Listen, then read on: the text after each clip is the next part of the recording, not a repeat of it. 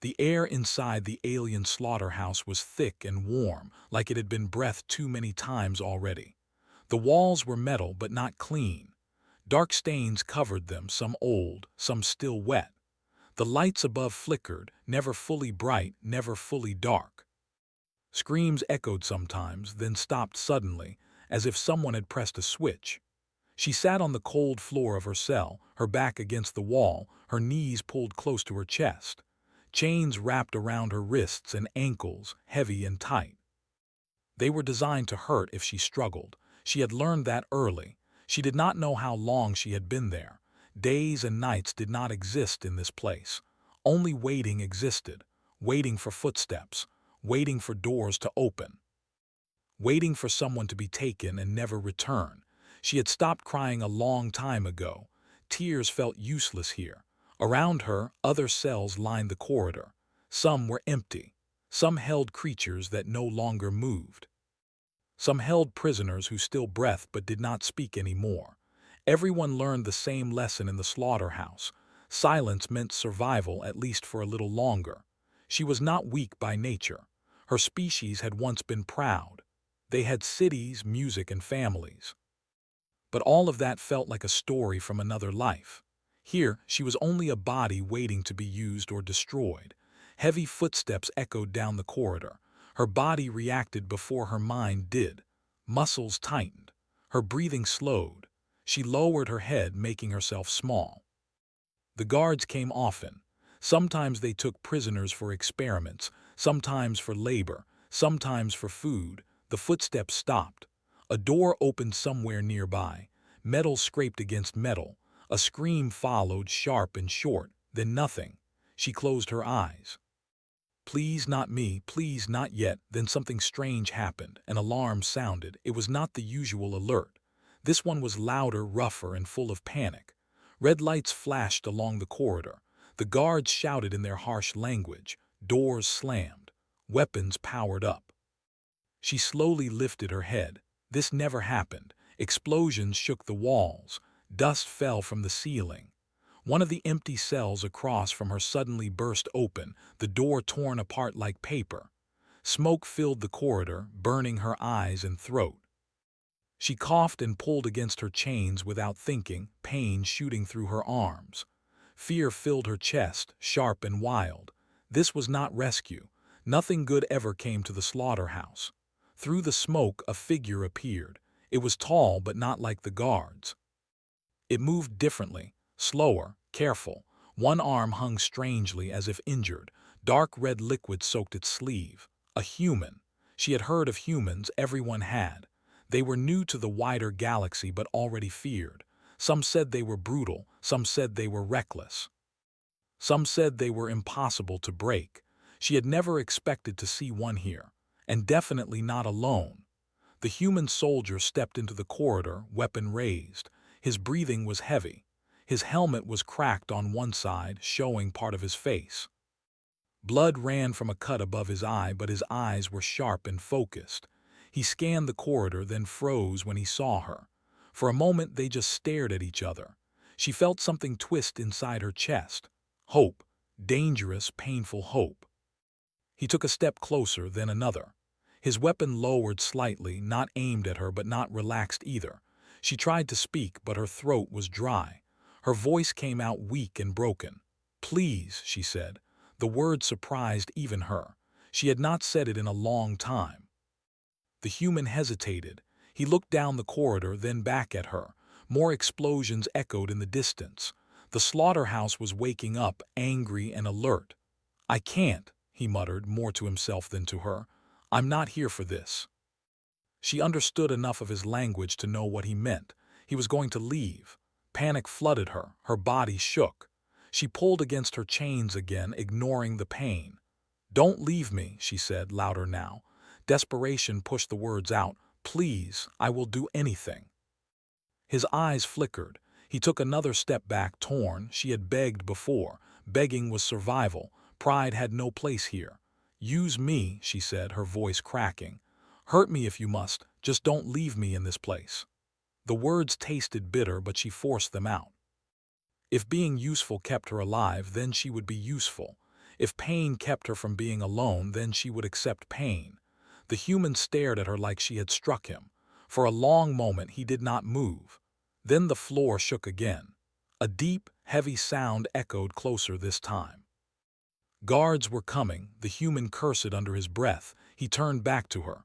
"What did they do to you?" he asked. She almost laughed. The question felt unreal. No one had ever asked her that before. "Everything," she answered honestly. He stepped forward quickly now. He knelt in front of her and examined the chains. They were alien-made, complex, and designed to resist brute force. "I don't have time," he said. "They'll be here soon." Her heart sank.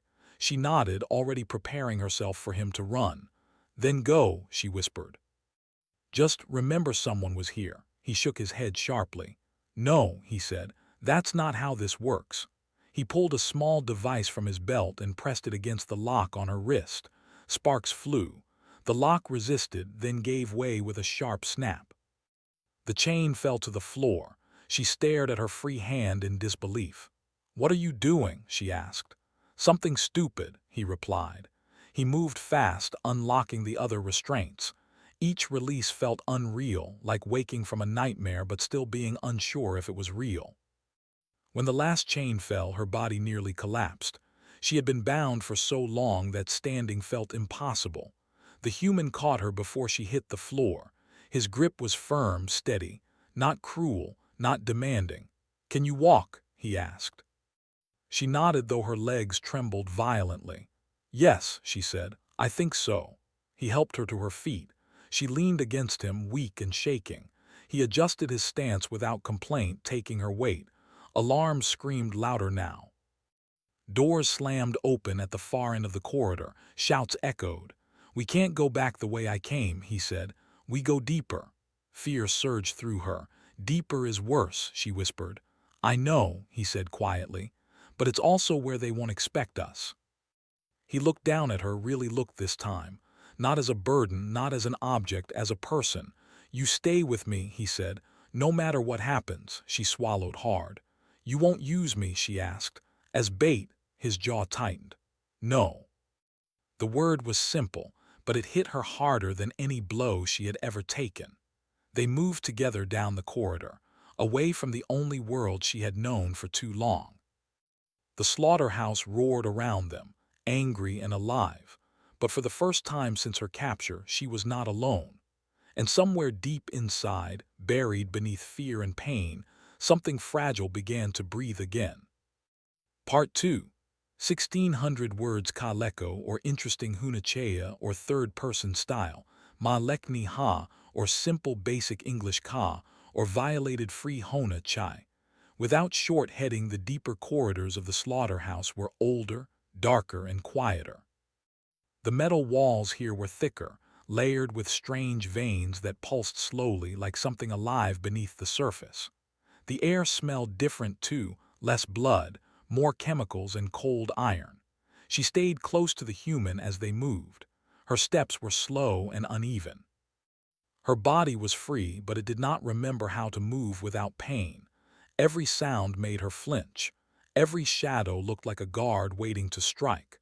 The human kept his weapon ready, though his injured arm shook slightly. He hid the pain well, but she noticed it anyway. People who suffered learned to see it in others. They reached a crossing corridor and stopped. He raised a hand, signaling silence. Heavy footsteps echoed somewhere nearby, slow and deliberate. Not guards this time, something heavier. Her breath caught. "Hunters," she whispered. He looked at her sharply. "What kind?" "Not soldiers," she said. "Living weapons. They release them when prisoners escape." His grip tightened on his weapon. "Good to know." The footsteps moved past the corridor, shaking the floor as they went. She held her breath until the sound faded. They moved again, faster now.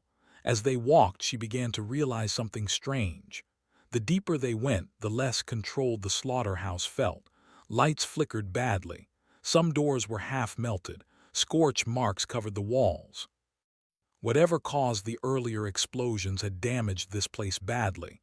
"Did you do all this?" she asked quietly. "Not alone," he replied.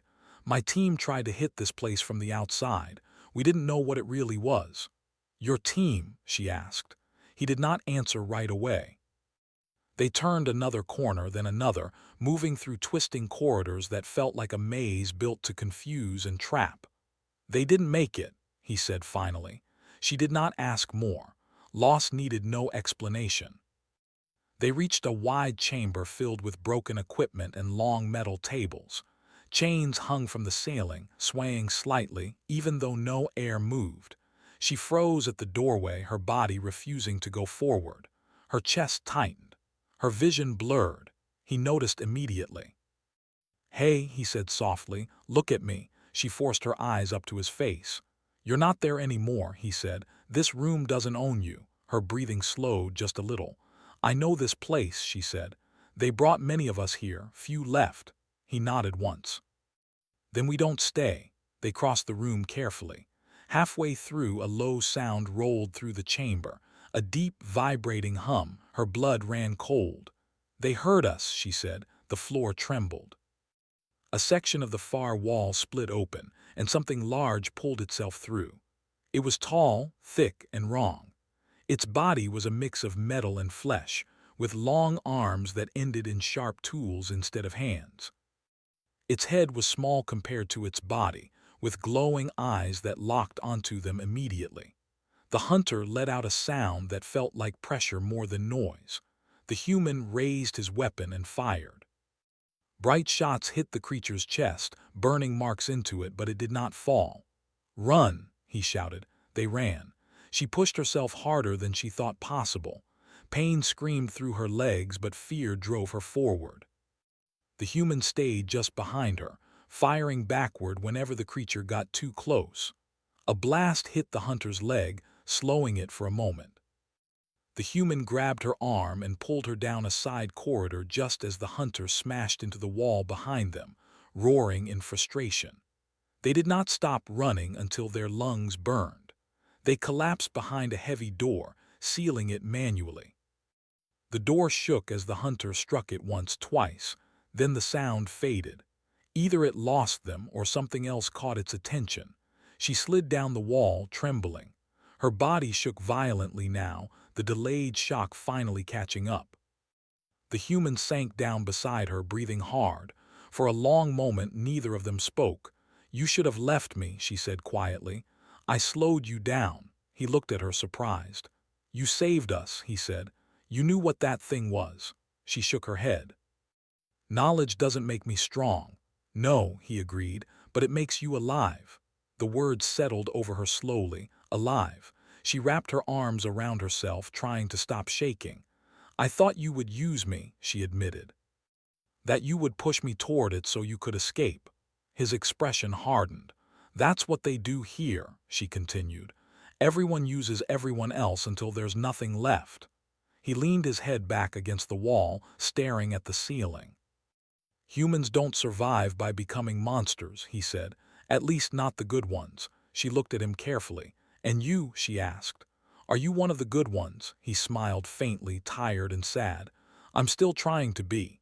They rested only a short while. Alarms began to shift tone again, deeper and more organized. The slaughterhouse was adapting.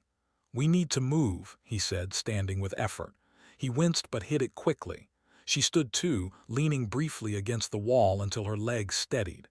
"Where do we go?" she asked. He pulled up a small holographic map from his wrist device. The image flickered, incomplete. "There's a central core," he said. "Power control systems. If we reach it, we might find a way out, or at least make this place hurt." She nodded. "I can guide you." He raised an eyebrow. "You know the way." "I was moved often," she said. "I listened, I remembered. It was the only thing they couldn't take." He studied her for a moment, then nodded. "Then lead." They moved again, this time with purpose. She pointed out hidden paths, narrow maintenance corridors, and areas guards avoided. Twice, they hid as patrols passed. Once, they had to climb through a vertical shaft while the sounds of violence echoed below. As they moved, something inside her shifted. Fear was still there, but it no longer ruled her completely. Each step away from herself felt like reclaiming a small piece of herself. They reached a high walkway overlooking a massive chamber filled with machines and glowing energy columns. "The core," she whispered. Before they could move closer, voices echoed below. "Not guards, scientists. They're trying to secure the data," she said. "Erase evidence." The human's jaw tightened. "Not happening." He activated a device on his belt and placed it against a control panel. "What does that do?" she asked. "Calls attention," he said grimly. The device began to pulse. Alarms screamed louder than ever. The slaughterhouse was no longer hunting just them. It was fighting to survive. She looked at the human, fear, and something else rising together. "Whatever happens," she said, "thank you for not leaving." He met her eyes. "Stick with me," he said. "We're not done yet." And together they stepped toward the heart of the nightmare, not as prey, but as something the slaughterhouse had never expected: defiance. Part 3.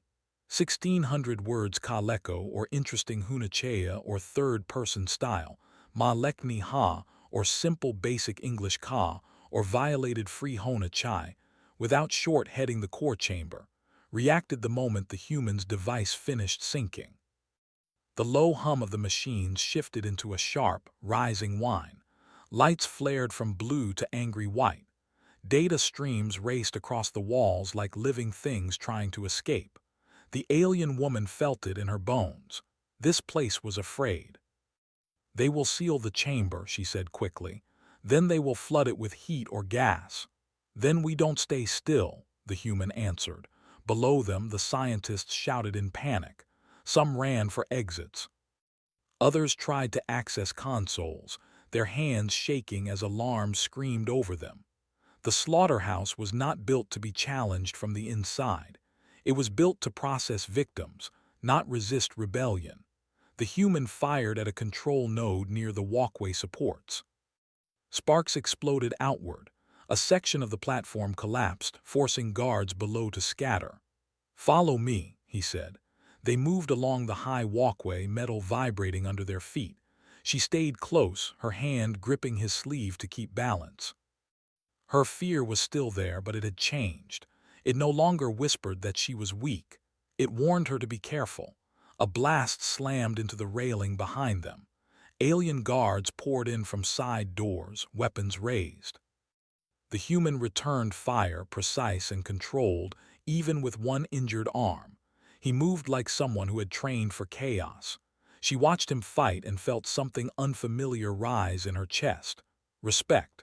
They reached a junction where the walkway split. She pulled him toward the narrower path. "That one," she said. "It leads to the core control spine." He trusted her without hesitation. The corridor narrowed, forcing them into single file. The walls here were covered in symbols and warning markings. Energy pulsed through transparent channels beside them, bright and unstable. Her head began to ache. "This place powers everything," she said. "If it fails, the slaughterhouse fails." "That's the idea," he replied. Behind them, the guards regrouped. Heavy weapons fire tore chunks out of the corridor walls. The human was hit in the shoulder, spinning slightly before he caught himself. She cried out and grabbed him. "I'm fine," he said through clenched teeth. "Just keep moving." They burst into a round chamber at the end of the corridor. At its center stood a tall column of light, contained by rotating metal rings. Consoles surrounded it, many already flashing warning symbols. "This is it," she whispered. Before they could reach the controls, the air shifted. Something stepped out of a hidden door opposite them. It was larger than the hunter from before, broader, smarter. Its eyes glowed brighter and its armor was thick, layered, and scarred. This one moved with purpose, not instinct. The human raised his weapon. The creature raised an arm. The floor between them exploded. She was thrown backward, crashing into a console. Pain flared across her side. The human hit the ground hard, his weapon skidding away. The guardian advanced slowly, confident. She struggled to her feet, vision swimming. Her first instinct was to run. Her second was to hide. She ignored both. She ran toward the human. She grabbed his weapon and turned, firing at the guardian. The shots barely slowed it, but they caught its attention. "Hey," she shouted, her voice raw. "Over here." The Guardian turned toward her. The human shouted her name, but she was already moving. She led the Guardian toward the core column. Every step hurt, every breath burned. But she remembered the layout. She remembered the warnings. The Guardian swung at her. She ducked, feeling air rip past her head. She slid across the floor and slammed her palm against an emergency release panel. The containment rings around the core stuttered. The Guardian roared, sensing danger. The human, understanding in his eyes, pushed himself up and fired at the weakened ring joints. The rings shattered, spinning away in sparks. Energy surged. The chamber shook violently. Consoles exploded. The Guardian staggered, its armor glowing as systems overloaded. The human grabbed her and pulled her back just as the Guardian was consumed by a burst of light and force, thrown against the far wall and crushed beneath falling debris. They hit the floor together, breathless. For a moment there was silence. Then the alarms changed again. This time the sound was not sharp panic, it was warning. Core destabilizing, an automated voice announced in a flat tone. Evacuation recommended. She laughed weakly, half hysterical. "You broke it," she said. "We broke it," he corrected. The laughter died as the reality settled in. "If the core collapses," she said slowly, "this entire place will tear itself apart." "Good," he said. Then he looked at her face. "But we still need to get out." He activated his wrist device again, this time holding it up. "Command," he said into it. "If anyone's listening, the target is worse than expected. Slaughterhouse confirmed. Core destabilized. Survivors inside." Static filled the air. Then a voice answered. "Repeat," the voice said. "Did you say survivors?" The human closed his eyes briefly. "Yes," he said, "and evidence, a lot of it." There was a pause, then the voice hardened. "Hold position if you can, reinforcements inbound." She stared at him. "More humans?" she asked. "Yeah," he said softly. The slaughterhouse reacted violently to the transmission. Emergency shutters slammed down. Automated defenses activated everywhere. It was trying to bury its secrets before anyone else could see them. "We can't hold here," she said. "I know," he replied. "But help is coming." They moved through collapsing corridors, dodging falling debris and sudden bursts of energy. Twice, she had to pull him up when his injured leg gave out. Once, he carried her when the pain in her side became too much. They found a group of prisoners hiding in a maintenance bay, 3 different species, all terrified, all expecting death. She stepped forward. "They're coming," she told them. "Humans are coming." The prisoners stared at her, then at the human. One of them whispered, "Are they monsters?" The human answered calmly, "No, we end monsters." They led the group toward an emergency hangar as the slaughterhouse began to tear itself apart. Fires spread. Walls cracked. The air grew hot and unstable. A thunderous sound rolled through the structure. From above, new ships punched through the outer hull, sleek and fast, marked with symbols she did not know but would never forget. Human ships. Dropships slammed into the hangar floor. Soldiers poured out, organized, relentless. They did not hesitate when they saw the prisoners. They did not ask for payment or loyalty. They formed protective lines. Medical teams rushed forward. The alien woman watched in shock as humans treated the wounded, covered the frightened, and spoke calmly even as explosions rocked the station. The human beside her sagged as medics grabbed him. She reached for him instinctively. "I'm here," he said quickly. "They've got me." She nodded, tears blurring her vision. The slaughterhouse screamed one final time as its core collapsed inward, consuming itself in light and fire.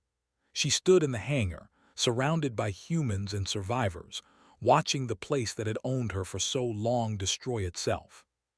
For the first time, she did not feel empty. She felt angry and free. And as human ships pulled away, carrying proof of the horrors within, the galaxy changed, because humanity had seen the slaughterhouse, and humanity did not look away. Part 4. 1600 words Kaleko, or interesting Hunachea, or third-person style, Ma Lekni Ha, or simple basic English Ka, or violated free Hona Chai. Without Short heading the medical bay aboard the human ship was quiet in a way the slaughterhouse had never been. The light was soft, not harsh. The air was clean and cool. Machines hummed gently instead of screaming. She lay on the narrow bed, wrapped in a thin blanket. At first, the fabric felt strange against her skin. In the slaughterhouse, touch always meant pain or control. Here it meant warmth. She kept waiting for something bad to happen. It did not. A human medic moved calmly around her, checking readings, adjusting a scanner. Every motion was careful, respectful. No chains, no restraints. "You're safe," the medic said, noticing her tense posture. "No one will hurt you here." She nodded, though part of her did not fully believe it yet. Safety was not something she trusted easily. Across the room, the human soldier lay on another bed. His armor was gone. Bandages covered his shoulder and leg. His face was pale, but he was breathing steadily. She watched him without meaning to. When his eyes opened, he noticed her immediately. "You're still here," he said, his voice weak but real. She pushed herself up slightly. "So are you." He smiled, tired and crooked. "Guess we both survived." The medic glanced between them and then quietly stepped away, giving them space. For a moment, neither spoke. "I thought," she said finally, her voice low, "that once the slaughterhouse was gone, you would leave. That you would hand me over to someone else." He shifted carefully, wincing. "Is that what you want?" She shook her head quickly. "No, I just expected it." He studied her face, the scars, the way she held herself like someone waiting to be struck. "We don't save people to throw them away," he said. "That wouldn't be saving." Her throat tightened. In the days that followed, the ship became her entire world. Humans came and went, always busy, always focused. They treated survivors from the slaughterhouse as people, not cargo.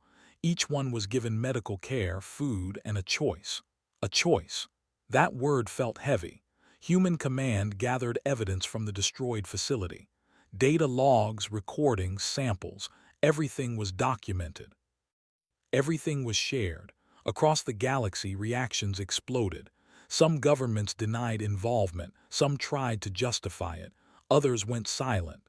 Humans did not argue, they showed proof. The slaughterhouse was named for what it was, a crime, not a secret weapon. Not a necessary evil, a crime. When the human ships returned to their space, broadcasts followed. Images of the facility, testimonies from survivors. Her testimony too, though she shook while giving it. She told the truth anyway, not because she was brave, but because she was tired of being quiet. The human soldier visited her often during recovery. Sometimes they talked. Sometimes they just sat in silence, watching the stars drift past the viewport. She learned his name. He learned parts of her language. They laughed once when he mispronounced a word badly enough to change its meaning completely. The sound startled them both. Laughter felt strange, new. One day, a human officer came to speak with her. The officer's posture was formal, but the eyes were kind. "You have options," the officer said. "You can return to your people, you can stay under human protection, you can choose a new path entirely." She stared at the floor for a long time. The slaughterhouse had taken everything from her. Home, family, purpose. Even her sense of self, but it had not taken her ability to choose. "I want to stay," she said slowly. "At least for now," the officer nodded. "Then you stay, no conditions, no price." That night she stood by the viewport alone. Stars stretched endlessly before her, beautiful and terrifying. The human soldier joined her quietly. "You don't have to decide everything today," he said.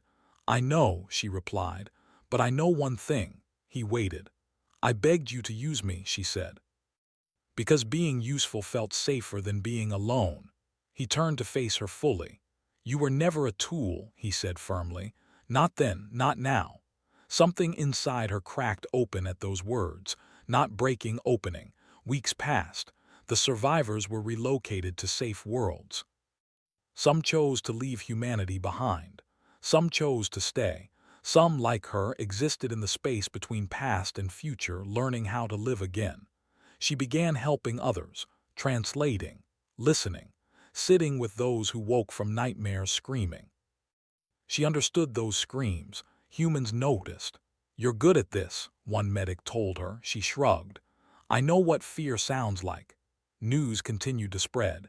Systems once untouched began to question their own hidden facilities. Some shut them down out of fear. Others were shut down by humans directly. The galaxy learned something important. Humans did not conquer to own. They intervened to end suffering. One evening, as the ship drifted between stars, the human soldier found her in the observation room again. "They're assigning me to a new unit," he said, "one that responds to places like the Slaughterhouse." She felt a familiar fear rise, the fear of being left. "I'm glad," she said honestly. "They need people like you." He nodded, then hesitated. "You could come too, not to fight. To help survivors as a witness." Her breath caught. "Me?" she asked. "You," he said. "You survived, and you chose not to disappear." She looked at the stars again, at the endless dark full of danger and possibility. Once she had begged not to be left behind in a place of death. Now she was being asked to step forward. "I'll come," she said. The ship changed course days later. As it moved, she stood at the viewport, no longer trembling. She was still healing, still afraid sometimes, still learning how to exist without chains. But she was no longer begging to be used. She was choosing to stay. And somewhere in the vast galaxy, other prisoners still waited in silence, unaware that humans were coming, carrying fire, truth, and a simple promise. No one deserves a slaughterhouse, and humanity would make sure the universe remembered that.